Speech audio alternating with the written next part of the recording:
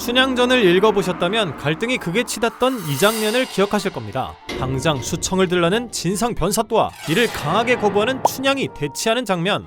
나한테 오기 싫다고? 그렇다면 여봐라! 인연을 곤장으로 매우 쳐라! 하지만 현실은 좀 달랐습니다. 곤장? 야 이 변사또야! 니 뭐 돼? 어라. 우리가 전래동화나 드라마에서 접해온 사또는 실제 역사 속 모습과 얼마나 다를까요? 오늘의 교양만두는 사또에 대한 이야기입니다. 신관사또 납시오! 여기 한 고을에 사또가 부임했습니다. 백성들은 행차 분위기를 보면서 사또의 성품이나 통치 스타일을 짐작했는데요.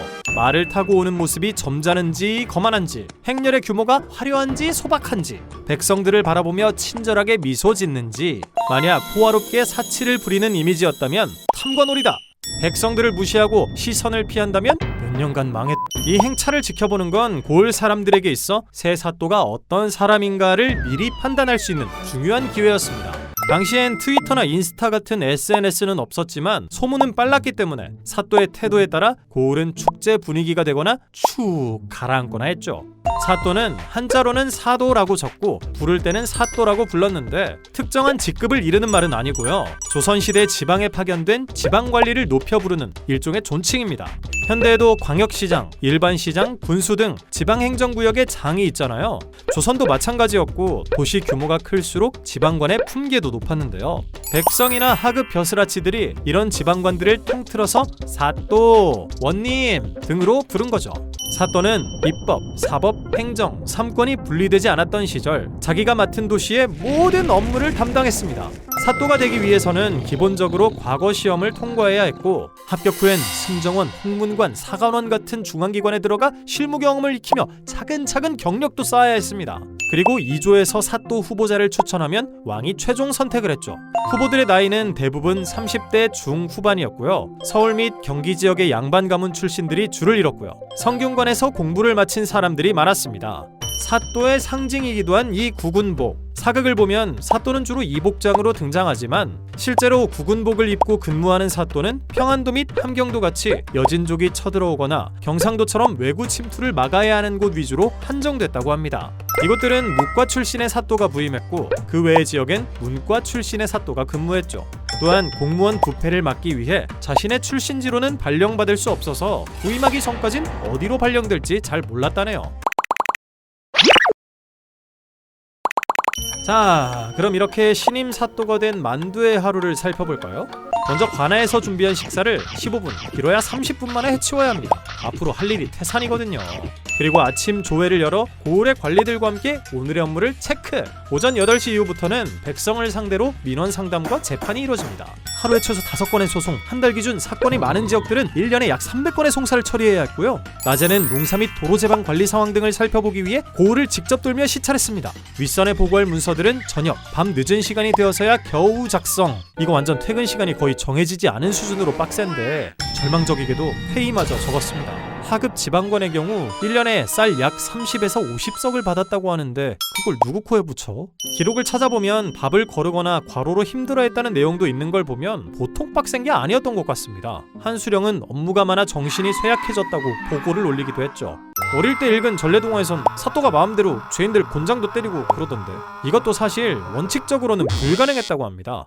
사또가 할 수 있었던 처벌은 태형 이하, 즉 엉덩이를 회초리로 때리는 정도였다고 하고요. 사실 이런 크고 넙대대한 곤장으로 사람을 때리는 건 진짜로 대역 죄인에게나 내리던 처벌이라 함부로 남용할 수 없었습니다. 즉 변사또는 춘향이에게 끽해야 이런 회초리질만 할 수 있었다는 거. 여튼 바쁘기는 겁나게 바쁘면서 막상 대우는 아무것도 없었던 극한 직업. 그래서 뇌물이라도 받아 처먹으려던 사또들이 생겼던 거죠. 이런 열악한 환경 속에서도 돋보이는 행보를 보인 사또들이 있습니다. 이항복은 광해군 시절 강릉에서 활약한 사또입니다. 참고로 오성과 한음 중 오성이 바로 이항복인데요. 당시 강릉은 홍수와 가뭄 때문에 농사짓기 개빡셌는데 이항복이 부임한 후 수로를 정비하고 저수지를 새로 지으면서 안정적으로 농사를 지을 수 있게 됩니다. 그가 사또를 관두자 강릉 사람들은 이항복 같은 사또가 또 왔으면 좋겠다는 말을 퍼뜨리고 다녔을 정도로 인기가 많았다고 하죠. 조선 후기 대표 실학자이자 평안도 사또로 일했던 박지원. 박지원은 빈곤층에게 곡식을 빌려준 뒤 수확 후 갚게 하는 정책을 시행했습니다. 그리고 억울하게 감옥에 갇힌 사람들의 사건을 재조사해 무고한 이들은 다시 풀어주는 등 대인배의 면모를 보여줬는데 못돼 처먹은 양반들의 미움을 사는 바람에 1년도 못 채우고 사또를 그만두게 됩니다.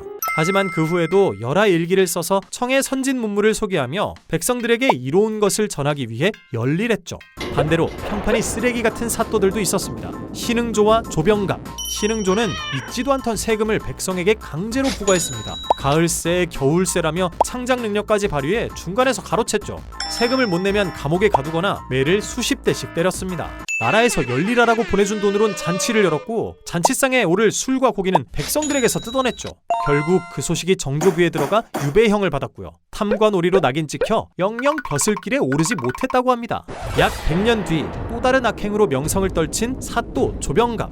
조병갑도 신흥조처럼 세금을 추가로 걷고 물세까지 받아내는 등 부당한 방법으로 재산을 불렸습니다. 그리고 세금을 내지 못한 사람들의 머리를 깎아 망신을 주거나 집을 압류하고 감옥에 가두는 등 망나니 짓을 일삼았죠.